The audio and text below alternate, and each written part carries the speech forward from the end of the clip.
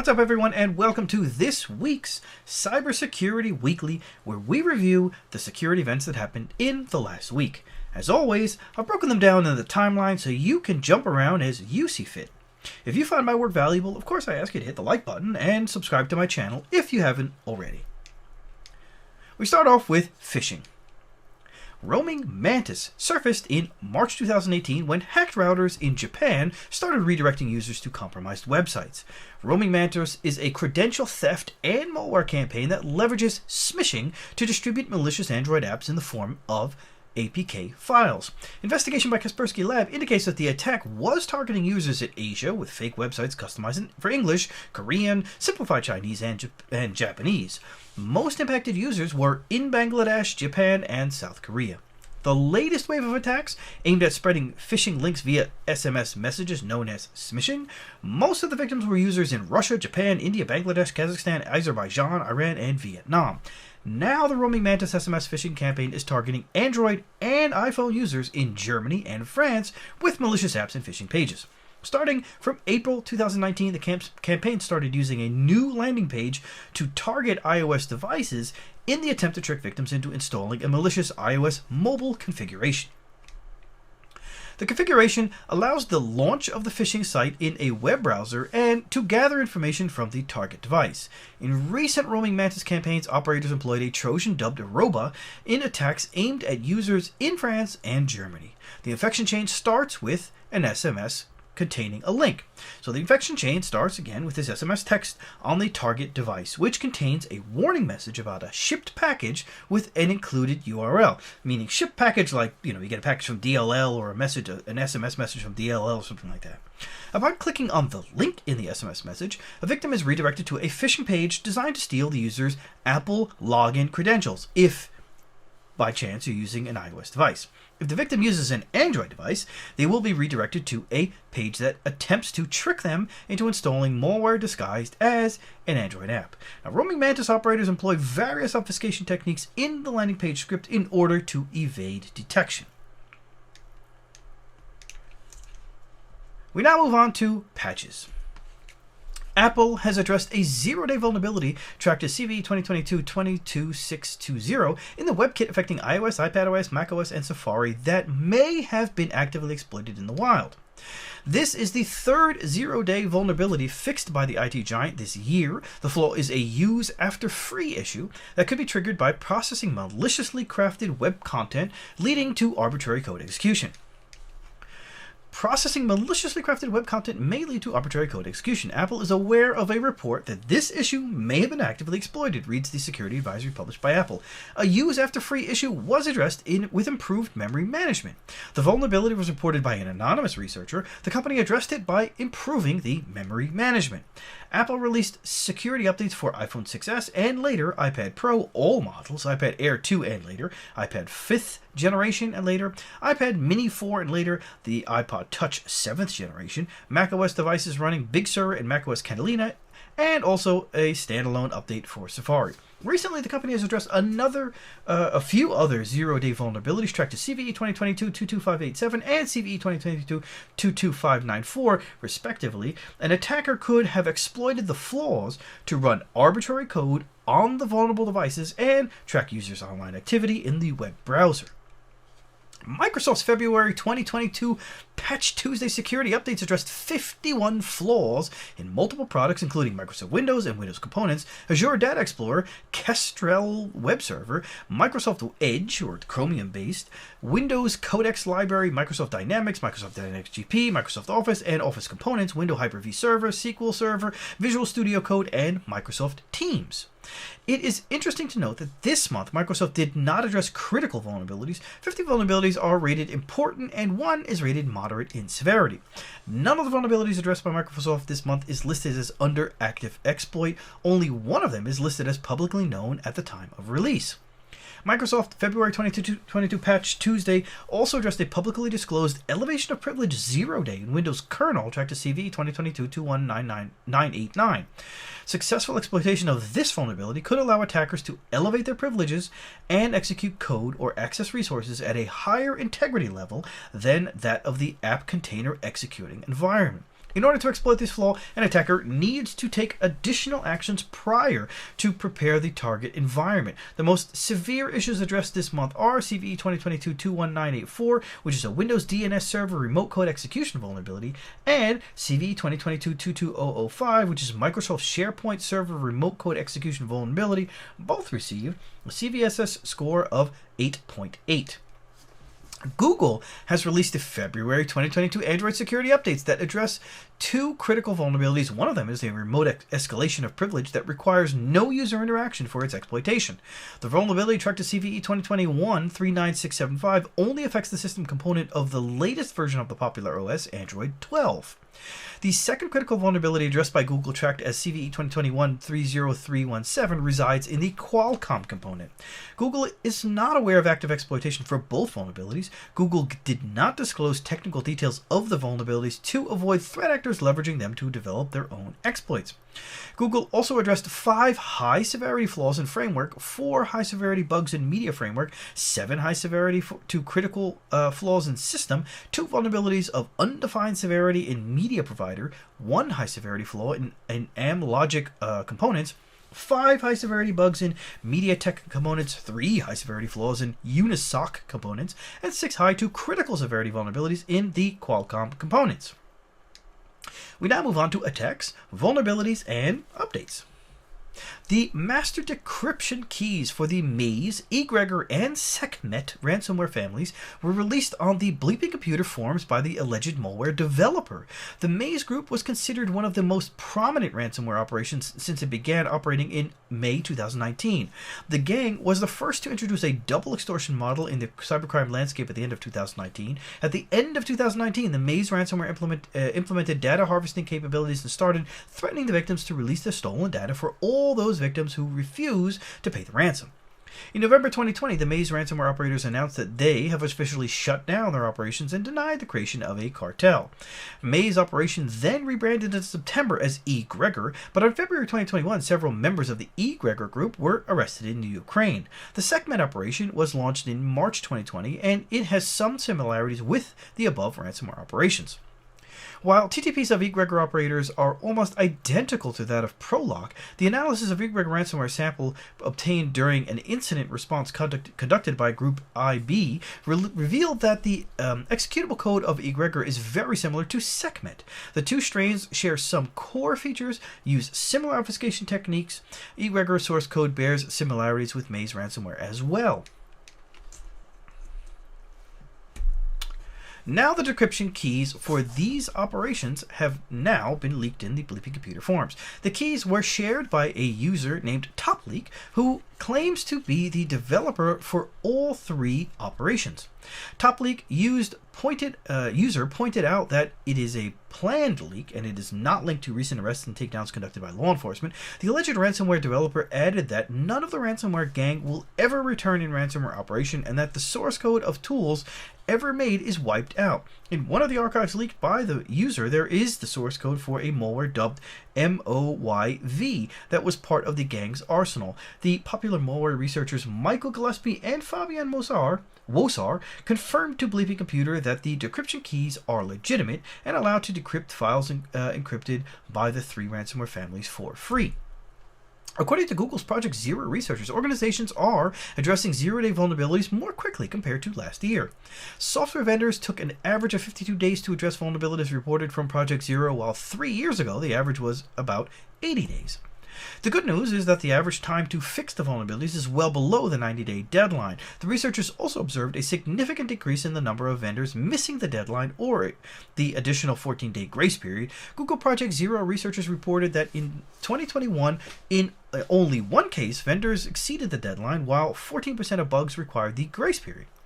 Linux, Mozilla, and Google were the most efficient organizations in addressing the flaw, while the worst were Oracle, Microsoft, and Samsung.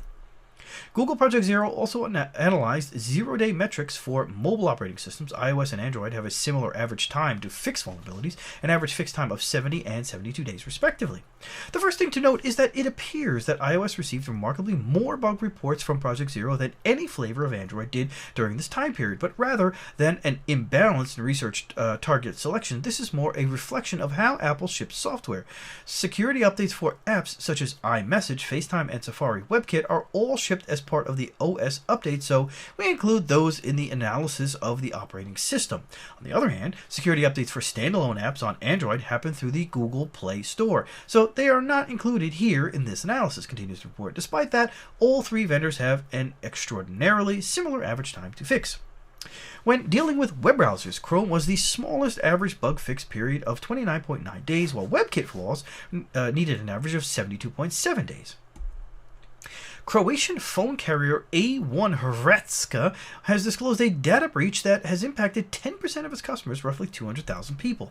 Threat actors had access to sensitive personal information of the customers, including names, personal identification numbers, physical addresses, and telephone numbers. Threat actors did not access online accounts, and financial information was not exposed. This time, the phone carrier did not disclose details about the security breach. The company hired a computer forensics team to help the investigation and is notifying law enforcement and impacted customers. The security breach did not impact the service and operations at A1 Hrvatska. This week, another mobile carrier was hit by a severe cyber attack. Vodafone Portugal suffered a major cyber attack that caused service outages in the country. The media reported the temporarily disruption of 4G and 5G communications and television services. FritzFrog is a sophisticated botnet that was involved in attacks against SSH servers worldwide since January 2020. The bot is written in Golang and implements wormable capabilities. Experts reported attacks against entities in government, education, and finance sectors. The FritzFrog is a modular, multi-threaded, and fileless botnet that outstands for the use of a proprietary and fileless P2P implementation that has been written from scratch. In August 2020, Egregor Labs researchers published a detailed analysis of the threat. At the time, the malware infected over 500 servers in the US and Europe belonging to universities and the railway company. Now, the peer-to-peer Golang botnet has resurfaced. Akamai experts reported that it targeted servers belonging to entities in the healthcare, education, and government sectors. Just 1 month, the threat infected a total of 1,500 hosts. The new campaign was spotted in early December 2021. The attack chain starts with an SSH brute force, then the malware drops and executes a file on the server. This malicious code starts listening on port 1234 and scanning thousands of internet IP addresses over ports 22 and 222222. Experts noticed that the FritzFrog botnet was using ifconfig and nginx as names of the malicious process, while the recent variant of the P2P botnet used a process named Apache 2. In December, the botnet registered a 10 times growth in its infection rate, peaking at 500 incidents per day in January 2022. The Akamai researchers developed a tool called Frogger that allowed them to gather information on infected hosts, including their uptime, hash rate, peers, and hash rate if a crypto miner is running. Experts discovered infected machines in a European television channel network, a Russian manufacturer of healthcare equipment, and multiple universities in East Asia. Most of the infections were observed in China. The new FritzFrog variant uses SCP to copy itself to a remote compromised server. Researchers also noticed that one of the new wallet addresses employed for crypto mining was also used as part of the Mozi botnet operation, which was carried out by crooks arrested in September in China. Spanish National Police have arrested 8 alleged members of a crime organization who were able to steal money from the bank accounts of the victims through SIM swapping attacks. Crooks conduct SIM swapping attacks to take control of victims' phone numbers, tricking the mobile operator employee into porting them to SIMs under the control of fraudsters. Once a SIM is hijacked, the attackers can steal money, cryptocurrencies, and personal information, including contacts synced with online accounts. The criminals could hijack social media accounts and bypass two-factor authentication services based on SMS used by online services, including financial ones. In the case investigated by the Spanish authorities, the cybercriminal obtained personal information and bank details of the victims through malicious messages in which they posed as the bank. The crooks were able to falsify official documents of the victims and use them to trick telephone store employees into providing them a duplicate of SIM cards. Once the SIM cards are obtained, they were able to bypass SMS-based two-factor authentication used to access bank accounts and steal the money. The first SIM swapping attack attributed to this gang took place on March 2021. At the time, Spanish police received 2 complaints about fraudulent transactions in different geographical locations in Spain. Crooks laundered the defrauded money operating through bank transfers and digital instant payment platforms operating from the province of Barcelona. The operation resulted in the arrest of 7 people in Barcelona and 1 in Seville. The police also blocked the bank accounts of the suspects.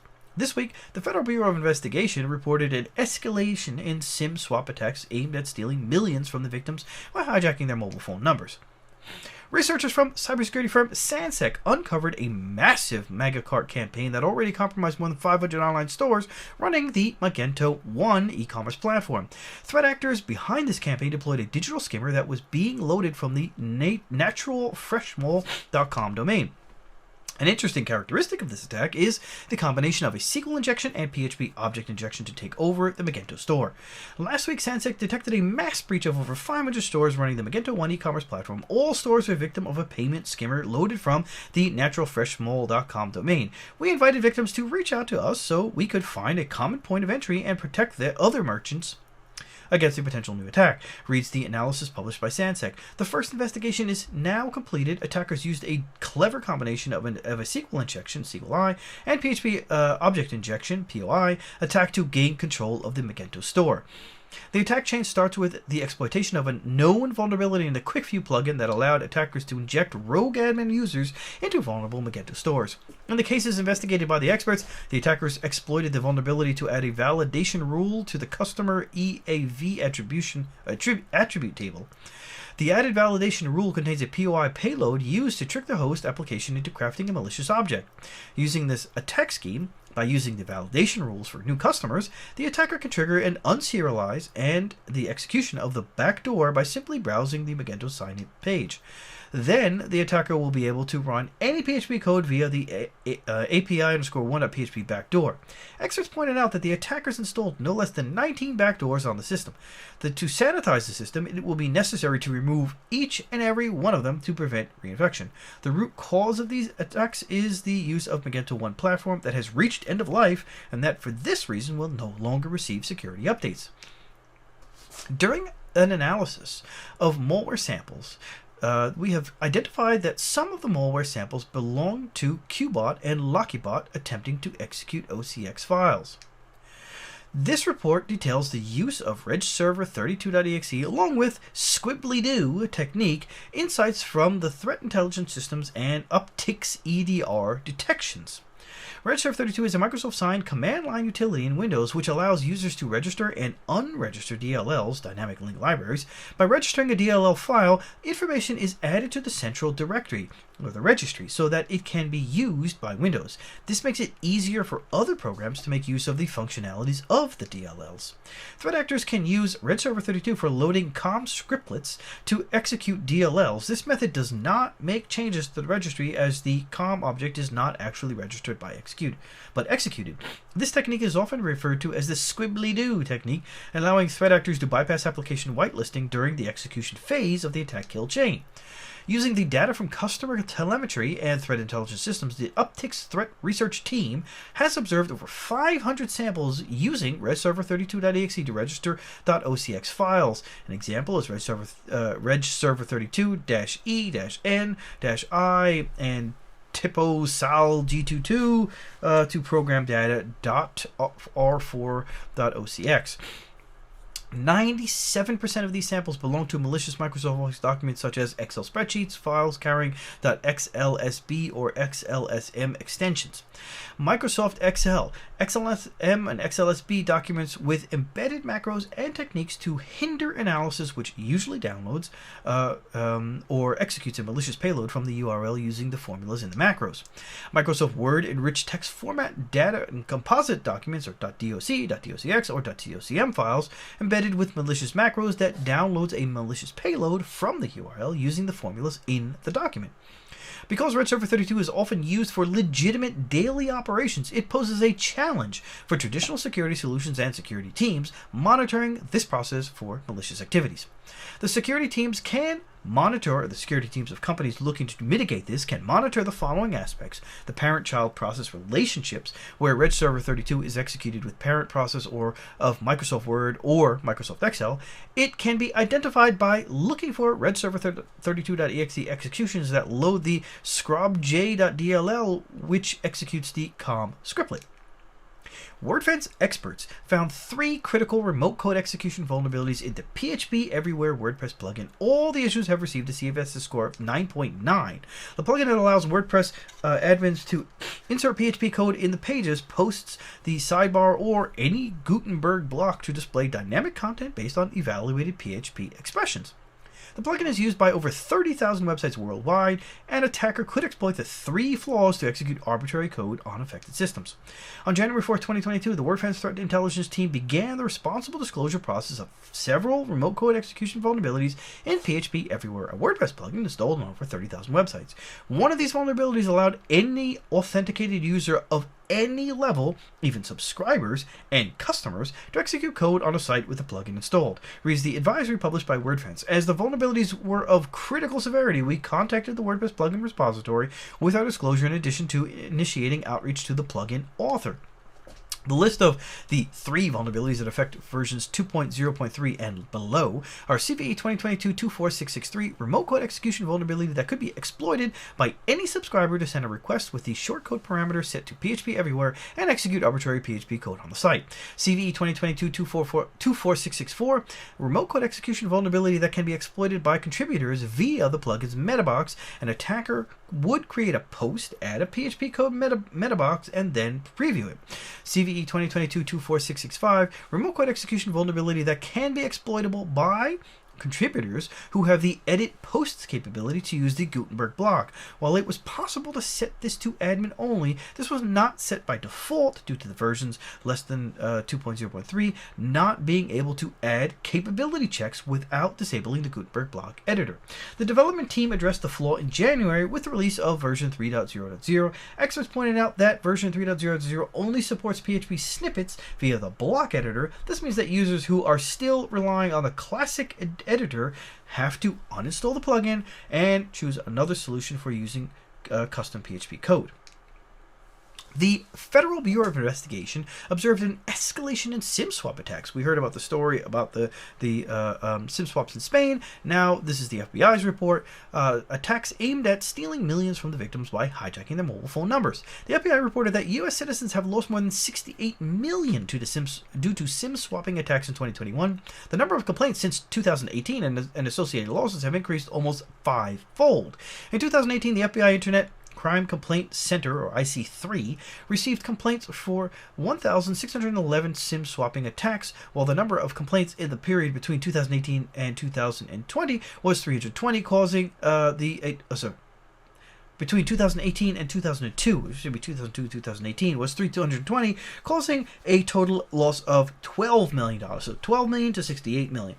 The FBI recommends individuals take the following precautions. Do not advertise information about financial assets, including ownership or investment of cryptocurrency, on social media, websites, and forums. Do not provide your mobile number account information over the phone to representatives that request your account, password, or PIN. Verify the call by dialing the customer service line you want mobile carrier. You want to avoid posting personal information online, such as mobile phone numbers, addresses, or other personally identifying information. You want to use a variation of unique passwords to access online accounts. Be aware of any changes in SMS-based connectivity. Use strong multi-factor authentication methods such as biometrics, physical security tokens, or standalone authentication applications to access online accounts.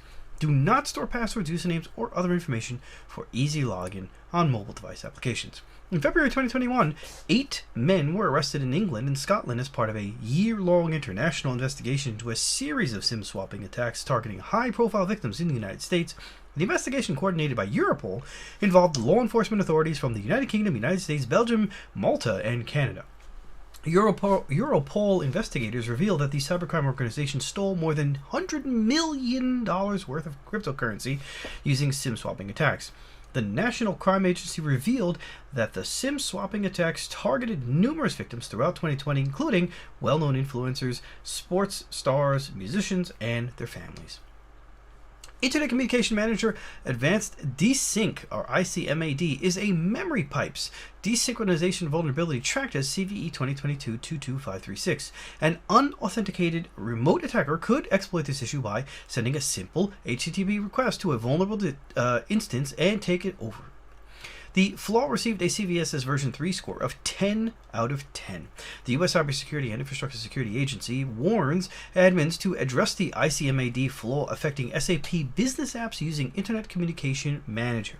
The U.S. agency warns that this issue could expose organizations to a broad range of attacks, including data theft, financial fraud risks, disruption of mission-critical business processes, ransomware attacks, and a halt of all operations.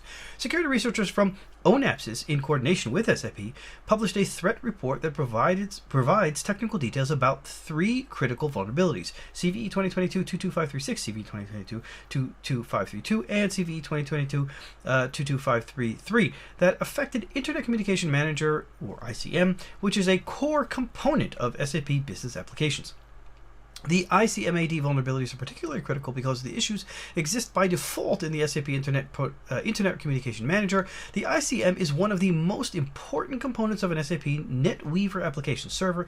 It is present in most SAP products and is a critical part of the overall SAP technology stack, connecting SAP applications with the internet. Malicious actors can easily leverage the most critical vulnerability with a CVSS score of 10.0 in unprotected systems. The exploit is simple. It requires no previous authentication, no preconditions are necessary, and the payload can be sent through HTTP or HTTPS, the most widely used network service to access SAP applications.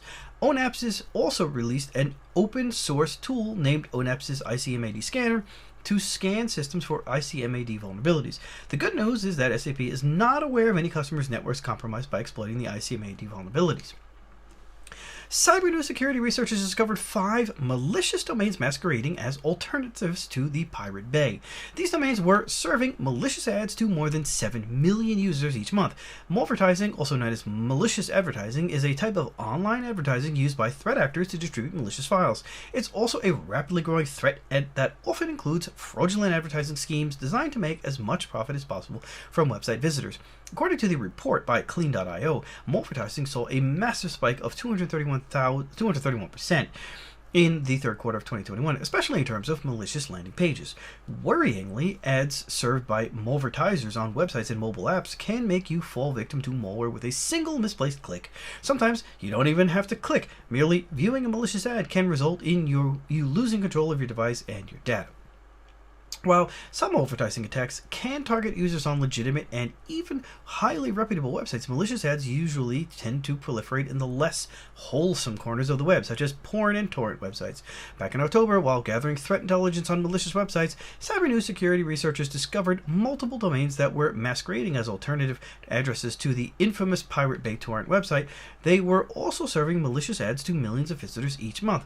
While visiting websites like the original Pirate Bay is not something we would recommend in the first place, their fake clones are much more dangerous to anyone who happens to stumble upon them, whether intentionally or by accident.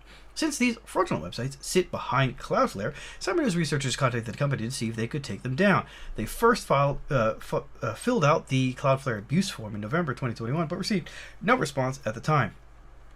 Researchers tried again in January. Cyber news researchers discovered and confirmed 5 faux Pirate Bay domains that were directly involved in a massive malvertising scheme, serving malicious ads to more than 7 million users each month by dangling free content as bait.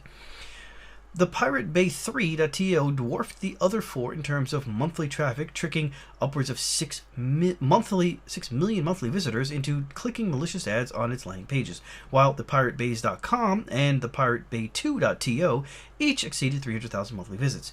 All 5 websites provided visitors with fake torrent download magnet links and stacks of ads rendered in the background of their landing pages and layered on top of one another, such that the clicking anywhere on the page would trigger 3 to 4 hidden and potentially malicious ads. Moreover, even after wading through the malicious ads, visitors to these websites are served fake torrent files that are distributing potentially malicious JavaScript files. Now, it is important to note that while Cloudflare sits in front of it, Cloudflare is not the host, so Cloudflare could not take these websites down because it's not the ultimate hosting company. Law enforcement have Ilya Lichtenstein and his wife, Heather Morgan, arrested for alleged conspiracy to launder $4.5 billion in stolen cryptocurrency stolen during the 2016 hack of Bitfinex.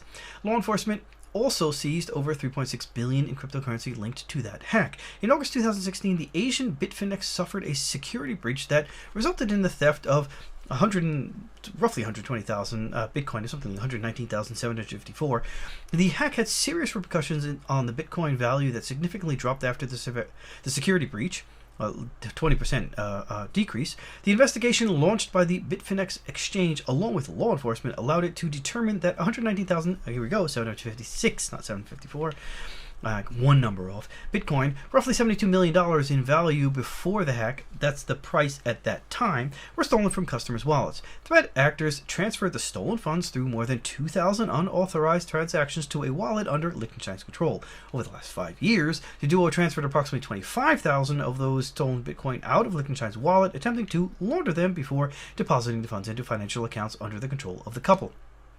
Law enforcement recovered the stolen funds, executing court-authorized search warrants of online accounts controlled by Liechtenstein and Morgan to seize files with the private keys required to access the wallets containing these stolen bitcoins. The couple, Ilya Liechtenstein and Heather Morgan, could face a maximum sentence of 20 years in prison and an additional maximum sentence of 5 years for conspiracy to defraud the U.S. Today's arrests and the department's largest financial seizure ever show that cryptocurrency is not a safe haven for criminals, said Deputy Attorney General Lisa O. Monaco. In a futile effort to maintain digital anonymity, the defendants laundered stolen funds through a labyrinth of cryptocurrency transactions. Thanks to the meticulous work of the law enforcement, the department once again showed how it can and will follow the money no matter what form it takes. This was the largest seizure of cryptocurrency that resulted from the criminal activities ever made by DOJ. Vodafone Portugal suffered a major cyber attack that caused service outages in the country. Media reported the temporary disruption of 4G, 5G communications and television services. Vodafone labeled the incident as a deliberate and malicious attack intended to cause damage. The company has no evidence that the customer data has been accessed as a result of the attack. The attack late Monday affected the company's 4G and 5G services, fixed line and SMS services, and digital and voice customer services, reported the Associated Press.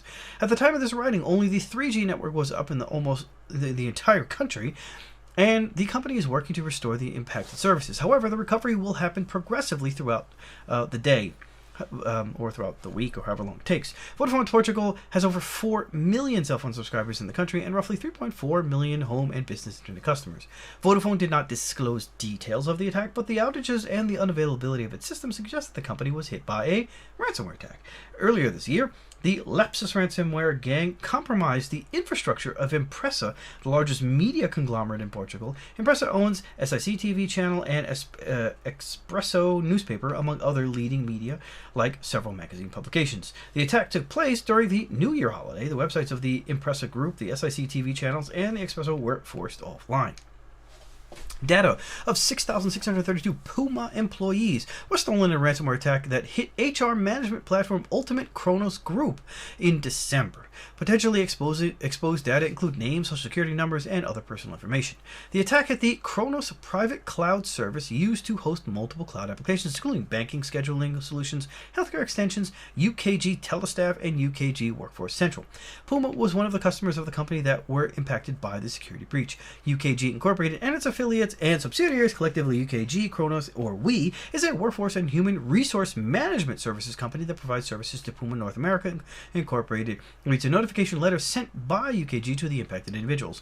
Kronos confirmed that a threat actor had unauthorized access to the cloud-based environment earlier in 2021 and stole data before encrypting the infrastructure. Kronos discovered the theft of personal data on January 7th, 2022, and notified the company of the incident on January 10th.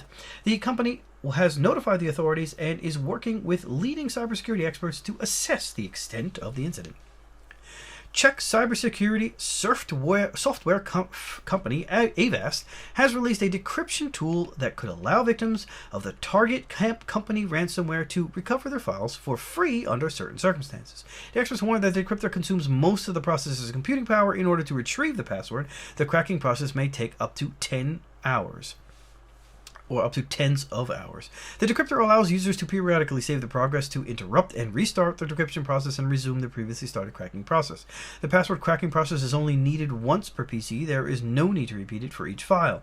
TargetCompany ransomware decryptor utility can be downloaded from the Avast server. A simple interface instructs the users in the decryption process. TargetCompany has been active since June 2021. Once encrypted, When a file is encrypted, it adds .malloc or exploit architect or BRG extension to the file names of the encrypted files. Like other ransomware, TargetCompany removes shadow copies on all drives and kills some processes that may hold open valuable files, such as databases. Once the encryption process is completed, it drops a ransom note file named howtorecover.txt in all folders containing encrypted files. Over the past months, Avast has released other free decryptors for other ransomware, including Babuk, Atom Silo, and Lockfile ransomware. Microsoft announced that to have temporarily disabled the ms-appinstaller protocol for MSIX because it was abused by malware such as Emotet. In December, Microsoft addressed a vulnerability tracked to CVE 2021-43890 in an AppX installer that affects Microsoft Windows, which is under active exploitation. We have investigated reports of a spoofing vulnerability in AppX installer that affects Microsoft Windows. Microsoft is aware of attacks that attempt to exploit this vulnerability by using specially crafted packages that include the malware family known as Emotet Trickbot Basil Loader, reads the advisory published by Microsoft. An attacker could exploit the vulnerability by tricking the victims into opening a specially crafted attachment sent via phishing messages. Microsoft reported that the issue was exploited by threat actors to deliver Emotet Trickbot and Basil Loader malware. MSIX is a new packaging format based on the .msi installer, AppX installer, AppV, and Click Once installers. MSIX keeps the functionality of the existing app installer packages and installation files while enabling new and modern packaging and deployment features to Win32, WPF, and WinForm apps. The ms-appinstaller protocol handler allows users to simply install an application by clicking a link on a website. It doesn't require downloading the full MSIX package. Due to this capability, threat actors started abusing the protocol in mall spam campaigns. Microsoft is conducting testing to securely re-enable the protocol. The company plans to introduce a group policy that would allow IT administrators to re-enable the protocol and control usage of it within their organizations. Users that utilize the ms-appinstaller protocol on their website are recommended to update the link to their application, removing ms-appinstaller source equals so that the MSIX package or app installer file will be downloaded to the user's machine. Researchers at cybersecurity firm Avast discovered that a Chinese language-speaking threat actor has compromised systems at National Games of China in 2021. The event took place on September 15, 2021 in Shanxi, or China. It is the national version of the Olympics with only local athletes. The attackers breached a web server on September 3rd and deployed multiple reverse web shells to establish a permanent foothold in the target network. Experts noticed that the threat actors started a reconnaissance phase in August. They have done some tests to determine which type of file was possible to upload to the server. In order to perform the test, attackers seem to have exploited a vulnerability in the web server. The attackers tried submitting files with different file types and also file extensions such as legitimate image with different file extensions ICO, Lua, JS, Luac, TXT, HTML, and RAR. The attackers reconfigured the web server by uploading a configuration file, camouflaged as a PNG file, that allowed the execution of the Lua scripts. Experts found evidence that the server was configured to execute new threads in a thread pool, which didn't work for Behinder web shell. Then, as a final payload, the attackers uploaded and ran an entire Tomcat server properly configured and weaponized with Behinder. Again, or after gaining access to the server, the attackers tried to perform lateral movement by brute forcing services and using exploits in an automated way. Attackers were able to upload some tools, DNSCrypt proxy, fscan, MS-SQL command tool, Behinder, to the server and execute a network scanner, fscan, and a custom one-click exploitation framework written in Go and distributed as a single binary. Avast reported that the security breach appears to have been resolved before the beginning of the games. However, the experts were not able to determine the type of information exfiltrated by the threat actor. Russia-linked cyber espionage group Gamaredon, aka Armageddon, Primitive Bear, and Actinium is behind these spear phishing attacks targeting Ukrainian entities and organizations related to Ukraine affairs since October 21, Microsoft said. This week, Palo Alto Networks Unit 42 reported that their Russia-linked Gamaredon app group attempted to compromise an unnamed Western government entity operating in Ukraine in January, while Geopolitical tensions between Russia and Ukraine have escalated dramatically.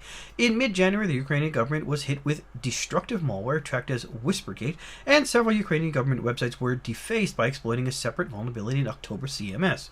Palo Alto Network experts mapped out 3 large clusters of the infrastructure used by the nation-state apt group used to support different phishing and malware campaigns. These clusters linked to over 700 malicious domains, 250 IP addresses, and over 100 samples of malware.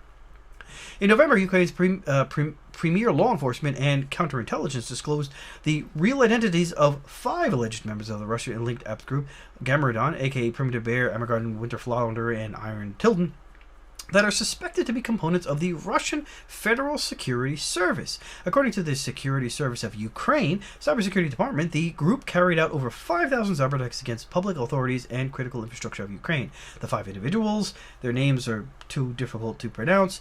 The Ukraine authorities revealed that the individuals are officers of the Crimean FSB. For this reason, they are considered traitors who defected to the enemy during the occupation of Crimea in 2014. A 0-day vulnerability tracked to CV 2022-24348 in the Argo CD tool for Kubernetes could be exploited by attackers to steal sensitive data from Kubernetes apps, including passwords and API keys. The flaw received a CVSS score of 7.7 and affects all versions. It was addressed with the release of versions 2.3.0, 2.2.4, and 2.1.9. Argo CD continuous deployment automates the deployment of the desired application states in the specified target environments. Argo CD is used by hundreds of organizations, including Alibaba Group, BMW Group, Deloitte, IBM, Intuit, Red Hat, Skyscanner, and Swisscom. The vulnerability is a path traversal vulnerability that could allow attackers to pass arbitrary files to be consumed by Helm charts. Threat actors can exploit the vulnerability by loading a malicious Kubernetes Helm chart YAML file, which describes a set of Kubernetes resources that are used to deploy an application onto the target system and access confidential information from other apps. Information contained in application files can also be used by attackers for lateral movements. We now move on to other security news. Cybersecurity agencies from the UK, the US, and Australia have published a joint advisory warning of an increased globalized threat of ransomware worldwide in 2021. Almost every sector was hit by sophisticated, high-impact ransomware attacks, including the defense industry-based, emergency service, food and agriculture, government facilities, and information technology sectors. The report provides details about observed behaviors and trends among cybercriminal organizations in 2021, phishing attacks, stolen remote desktop protocols, credentials, or brute force, and the exploitation of vulnerabilities are the most popular infection vectors. The agencies warn of the use of cybercriminal services for hire, highlighting that the market for ransomware is becoming increasingly professional. Ransomware gangs increased in using ransomware as a service as a model. They also started employing independent services to negotiate payments, assist victims with making payments, and arbitrate payment disputes between themselves and other cybercriminals. Another phenomenon that characterized the last year is an important shift from the big game hunting in the United States, like Colonial Pipeline, JBS, and Kaseya, to mid-sized victims, and this tactic is to evade the law enforcement scrutiny. Law enforcement also observed ransomware gangs diversifying approaches to extorting money, such as the use of triple extortion by threatening to publicly release stolen sensitive information while disrupting the victim's internet access and/or informing the victim's partners, shareholders, or suppliers about the security breach. So the list of mitigations recommended by the cybersecurity agencies include: keep all operating systems and software up to date. If you use RDP or other potentially risky services, secure and monitor them closely. Implement a user training program and phishing exercises to raise awareness among users. Require multi-factor authentication for as many services as possible. Require all accounts with password logins, like service accounts, admin accounts, and domain admin accounts, to have strong, unique passwords. If you're using Linux, use a Linux security module such as SE Linux, AppArmor, or SecComp for defense in depth. Protect cloud storage by backing up multiple locations, requiring multi-factor authentication for access, and encrypting data in the cloud. You want to segment networks. You want to implement end-to-end decryption. You want to identify, detect, investigate abnormal activity and potential traversal of the indicated ransomware with a network monitoring tool. You want to document external remote connections. You want to implement time-based access for privileged accounts. You want to enforce principles of least privilege through authorization policies. You want to reduce credential exposure. You want to disable unneeded command line utilities, constrain scripting activities and permissions, and monitor their usage. You want to maintain offline, like i.e. physically disconnected backups of data, and regularly test backups and restoration processes. You want to ensure all backup data is encrypted, and you want to collect telemetry from cloud environments. Another success of Russia police that arrested 6 people allegedly members of a crime gang involved in the theft and selling of stolen credit cards. The arrests were ordered by the Ministry of Internal Affairs of the Russian Federation through the Tverskoy Court of Moscow. The Tverskoy Court of Moscow received petitions from the investigation to select a measure of restraint in the form of detention against 6 people suspected of committing a crime under the Part 2 of Article 187 of the Criminal Code of the Russian Federation, illegal circulation of means of payment, said the press court clerk Ksenia Rodzina. According to her, court hearings will begin in the near future. This is the 3rd cybercriminal organization that was dismantled in Russia since the beginning of 2022 after the R-Evil ransomware gang and the InFraud organization. A TASS source revealed that the defendants have deep knowledge in the field of international payment systems and are suspected of committing crimes in the field of computer technology, and the Internet Information and Communication Network. According to Bleeping Computer, the 3 card marketplaces seized by Russian law enforcement are Skyfraud, Ferrum, and Trump's Dumps. The U.S. Cybersecurity and Infrastructure Security Agency has added 15 more flaws to the Known Exploited Vulnerabilities Catalog. The Known Exploited Vulnerabilities Catalog is a list of known vulnerabilities that threat actors have abused in attacks and that are required to be addressed by federal civilian executive branch agencies. According to Binding Operational Directive BOD 22-01, reducing the significant risk of known exploitable vulnerabilities, FCEB agencies have to address the identified vulnerabilities by the due date to protect their networks against attacks exploiting the flaws in the catalog. Experts recommend also private organizations review the Known Exploited Vulnerabilities Catalog and address the vulnerabilities in their infrastructure. One of the vulnerabilities is an elevation of privilege vulnerability in Microsoft Windows SAM, Security Accounts Manager, vulnerability. The U.S. agency also added the CVE 2015-2051 remote code execution flaw impacting D-Link DIR645 routers. In November, researchers at AT&T discovered a new botnet that was using 33 exploits to target millions of routers and IoT devices, including one for the above RCE. Among the issues added to the catalog, there are also old vulnerabilities such as CVE 2014-4404 Apple OS X heap-based buffer overflow vulnerability. Another older issue added to that catalog is CVE 2020-0796 vulnerability in SMB version 3 protocol that could be exploited by VXers to implement wormable malware. With the addition of these 15 vulnerabilities, the number of flaws in the CISA's Known Exploited Vulnerabilities Catalog reached 368. With that, I say thanks again for watching. Don't forget to share and subscribe if you haven't already, and smash the bell if you haven't already, and I'll see you on the next episode. Take care. Don't forget to ride. Farewell.